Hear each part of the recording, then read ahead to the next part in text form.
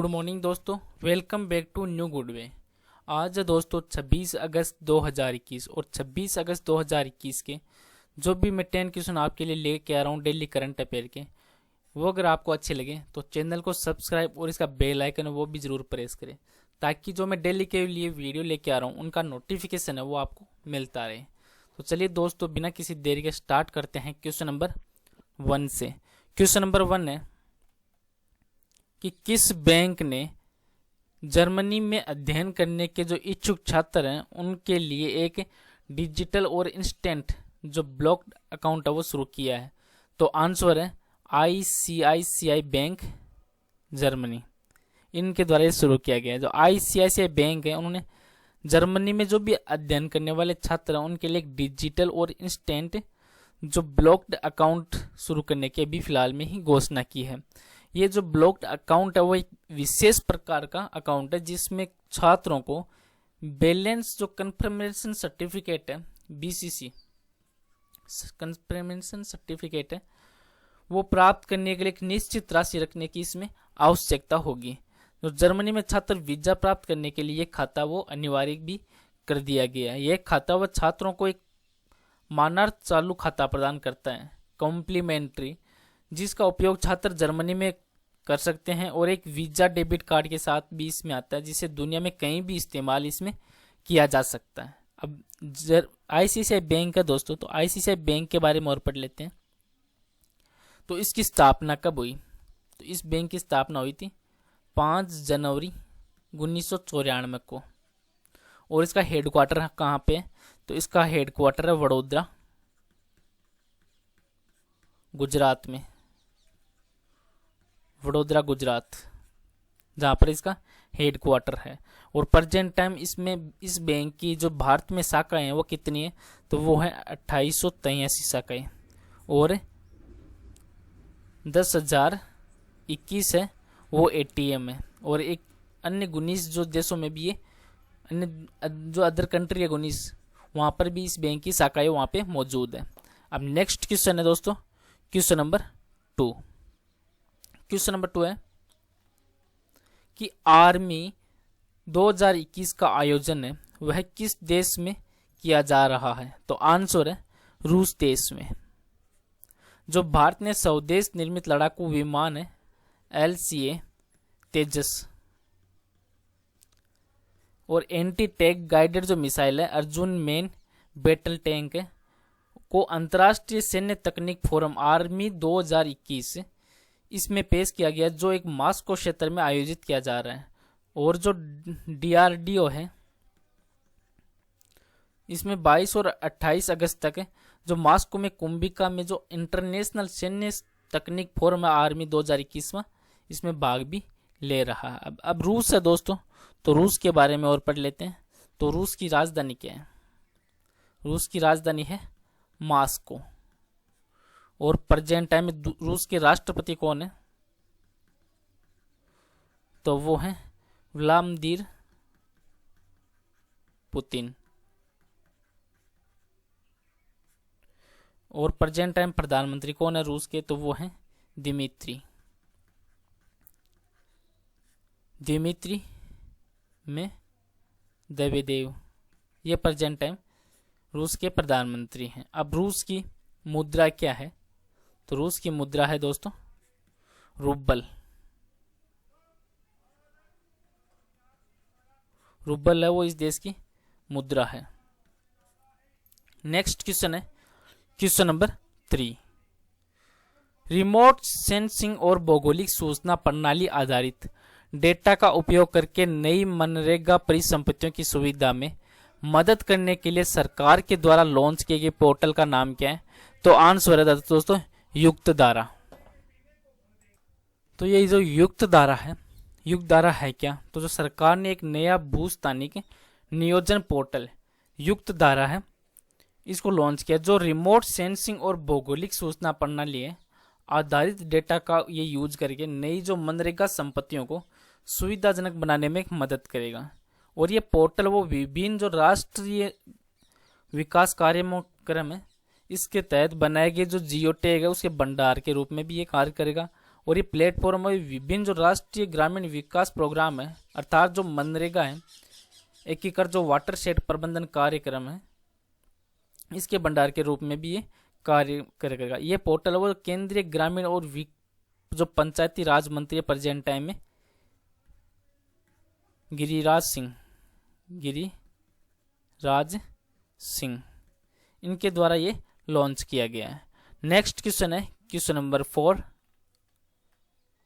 किस संगठन ने 34 जो उपग्रह है उनको लॉन्च किया है? तो आंसर है दोस्तों वनवेब के द्वारा ये 34 उपग्रहों को लॉन्च किया गया है।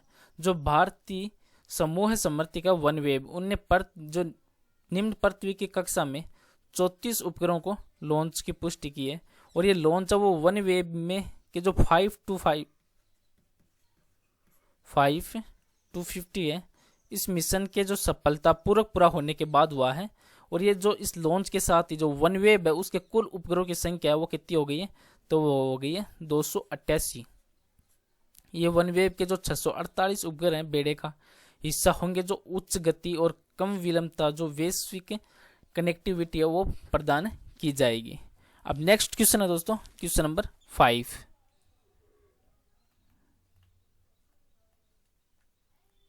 कि किस राज्य ने कोविड-19 महामारी के गंभीर रूप से प्रभावित जो लोगों को सहायता प्रदान करने के लिए जो कोविड-19 इफेक्टेड और लिवहुड जो सपोर्ट स्कीम है वो शुरू की है? तो आंसर दोस्तों मणिपुर के द्वारा। जो मणिपुर के मुख्यमंत्री हैं एन बीरेन सिंह, इन्होंने राज्य में जो कोविड-19 महामारी है उससे गंभीर रूप से प्रभावित लोग हैं, इनको हेल्प करने के लिए जो कोविड-19 जो अफेक्टेड लाइवहुड सपोर्ट सिस्टम है उसको लॉन्च किया गया है। और इस योजना के तहत 6,276 लाभार्थियों को जो 2500 रुपये प्रति लाभार्थी की दर से कुल है 1.56 करोड़ रुपए की राशि का विवरण है वो शुभारंभ समारोह भी किया गया है।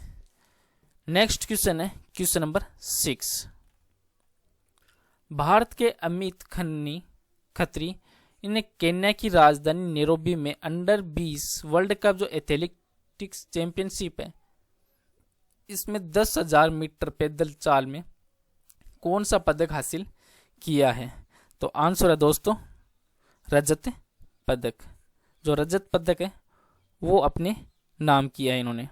जो भारत के अमित खत्री हैं, जो केन्या की राजधानी है नैरोबी, उसमें जो अंडर 20 वर्ल्ड चैंपियनशिप में 10,000 मीटर पैदल चाल में इन्होंने रजत पदक को हासिल किया है। और जो अमित खत्री इन्होंने यह दूरी है वो महज 42 मिनट और 17.9 सेकंड में पूरी की है। और इस स्पर्धा में जो कंपटीशन हुआ उसमें स्वर्ण पदक है वो केन्या के जो हेरिस्टोन वानयोनी है उन्होंने अपने नाम किया था।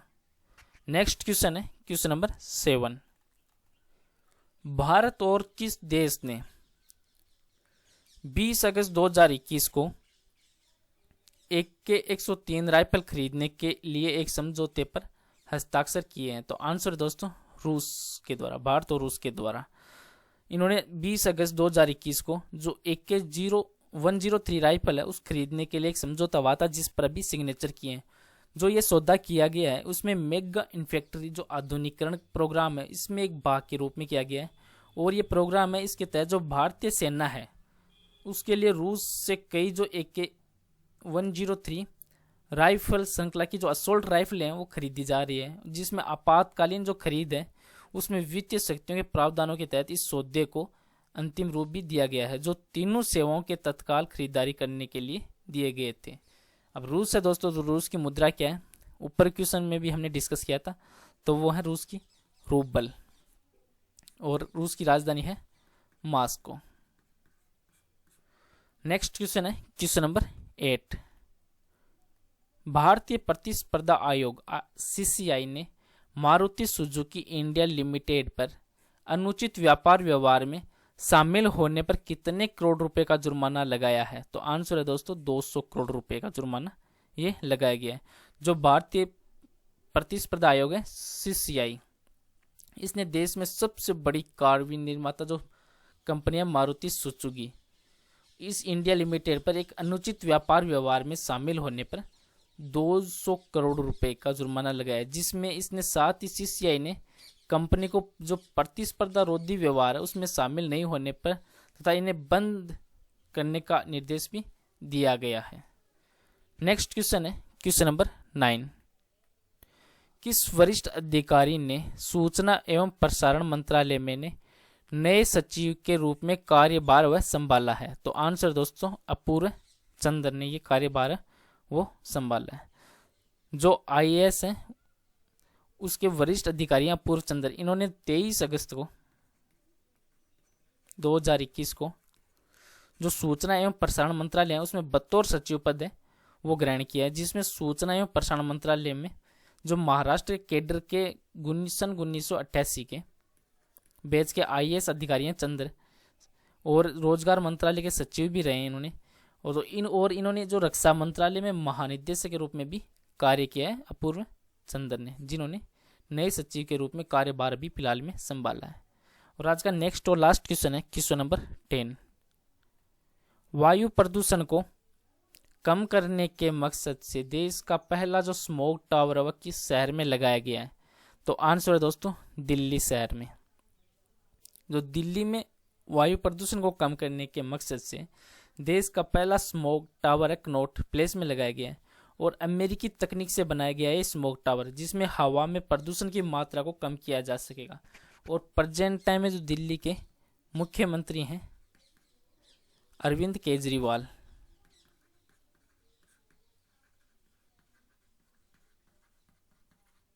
इन्होंने कनॉट प्लेस में देश के पहला स्मोक टावर का उसका उद्घाटन किया है।